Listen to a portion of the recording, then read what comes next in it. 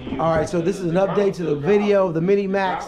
Everybody's been talking about how durable the Groms are, so we did have a Maxx versus a Mini Maxx versus a Grom brushless head-on collision in the parking lot.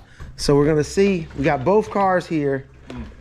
Both cars are damaged. Now from here, it looks like the Grom is the winner. But let's oh, the Grom still drives. Yeah, it's still the Grom still drives. Okay, the Grom has no shock. No, So, the shock is gone. I couldn't find that shit. oh, so the shock is gone. So that's $47. You can find it. Go look. All right, shock tower. Yeah, I couldn't find it, and it's broke. It's snapped. Okay, so the Grom looks like it needs a shock tower, and the shock is done, but it's lower, mounted on foam tires. Look like it, so it went under the Mini Maxx. Oh, is the control arm broke also? Yeah, it's pulled out of the pin. It's snapped off the pin. Upper or Look lower? at the top half of it. Upper. The upper. All right.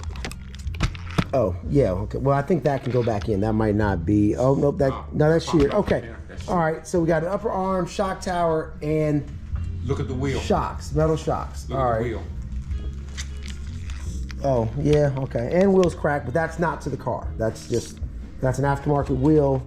All right, so let's go to the Mini Maxx here. So now this is a Grom that came out. So we upgraded this to brushless before the new ones came out. So of course the new ones are out. But this has all the upgrades that the new one does have on it. So we're gonna look at the Mini Maxx, which at first glance looks worse than the Grom, but the shock popped off. That happened, so he needs a new bladder up top.